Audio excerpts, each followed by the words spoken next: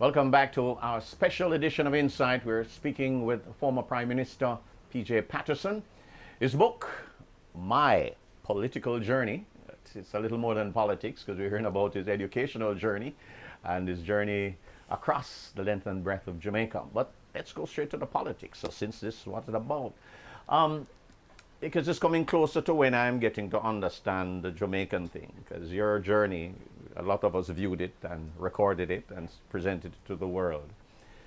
You got involved with politics, I gather, at an early age. How did this happen? How did you come out of a political family? What happened here? On the paternal side,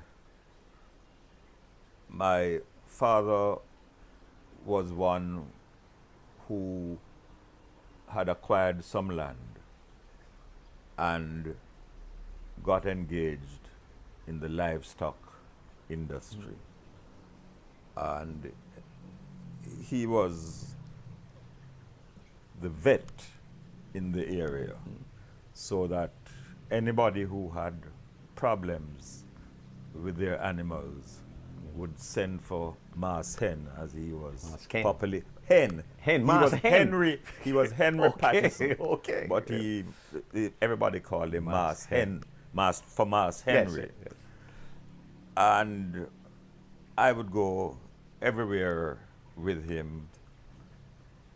He always made sure that whenever the cows were milked, everybody in the area, and particularly the children, got some milk free.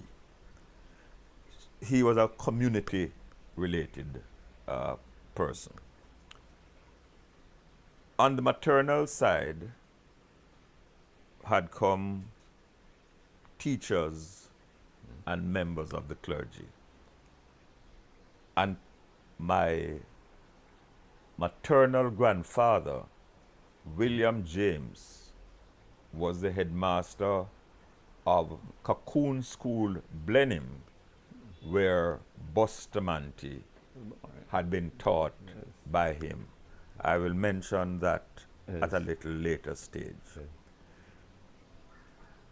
The church and people involved in education, the enlightened teachers, most of whom would have come from Michael and Shortwood, were very conscious of our heritage, had a sense of what needed to be done to resist the colonial structure and the plantation system. I would go to Sunday school, of course, every Sunday. And the teachings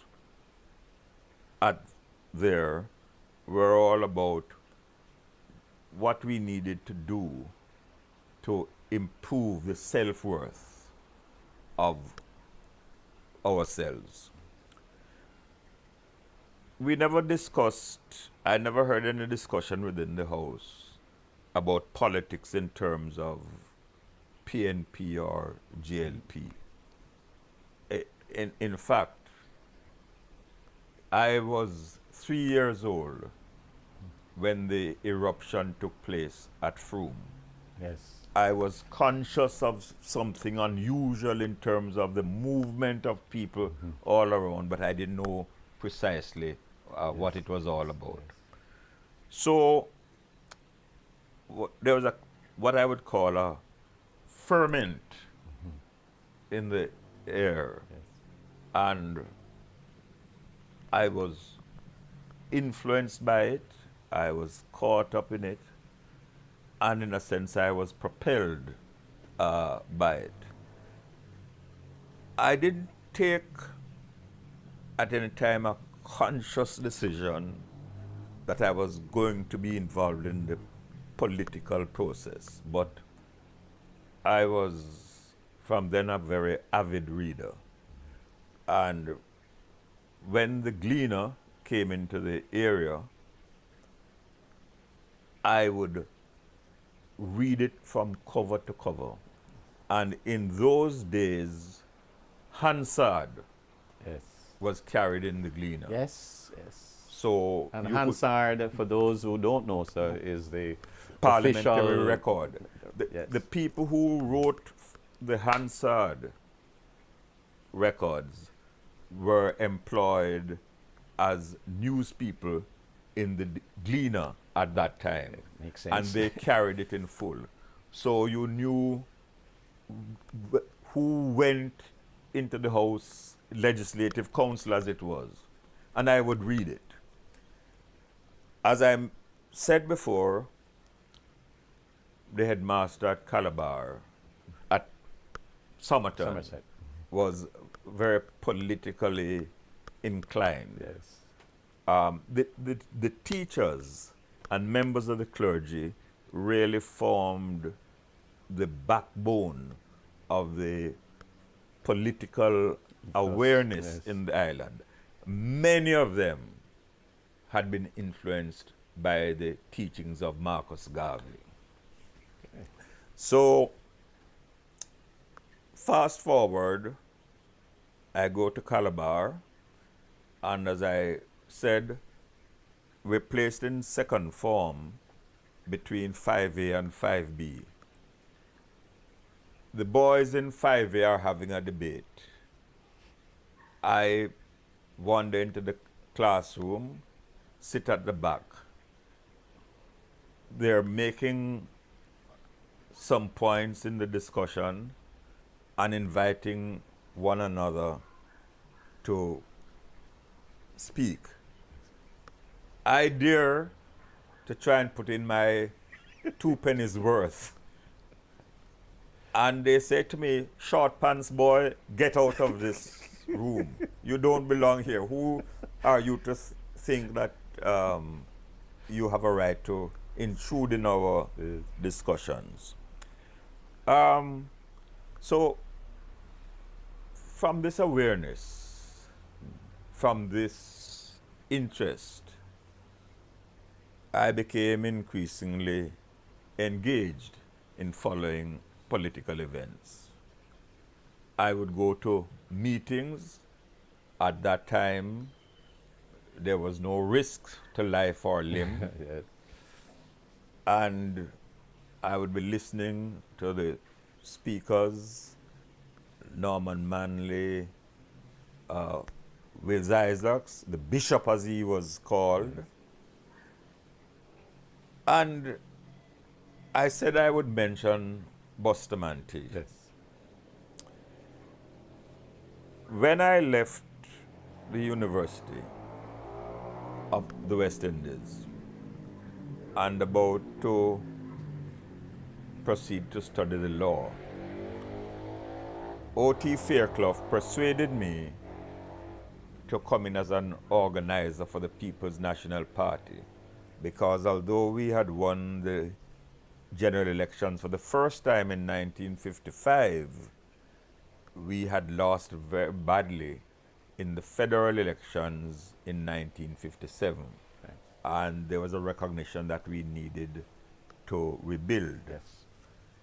So, in preparing to take up that assignment, I would go even more frequently to Headquarters House than I previously did. On one occasion, Buster saw me talking to 2 of his senior members, and he came over and interrupted them, told them to get lost because they were engaging in discussions which they couldn't win. Yes. So he said to me, "Sonny, I've just discovered who you are. You are masquerading under the name of Patterson, but you belong to the James family. It's your mother's name. You come from good family stock. What are you doing in my cousin's party?" said he. He said, "You're supposed to be bright, you're supposed to be intelligent. I hear you want to go and study law.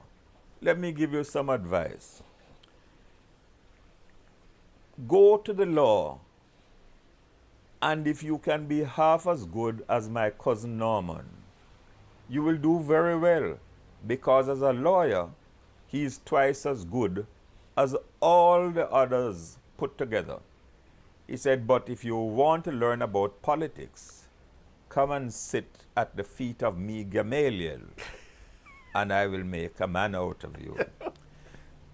I tell the story because while I never followed his advice in terms of joining that party, I watched him, I observed him,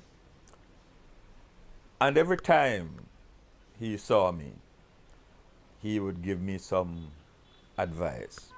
In fact, coming up to the by-elections for the federal parliament, when there's a vacancy for St. Thomas, on the eve of the elections, he saw me walking down the street in Morant Bay. He was coming with a very small crowd.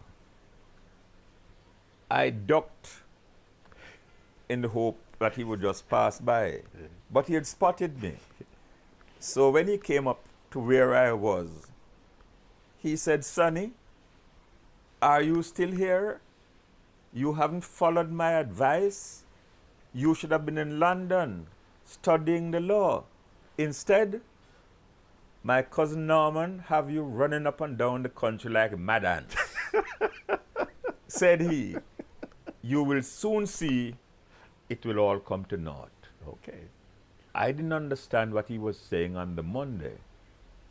But the Tuesday night, he announced that the JLP would not be contesting the election, that they'd be pulling out of the Federation, and that is what prompted Norman Manley to state that he would be holding a referendum for the people to decide.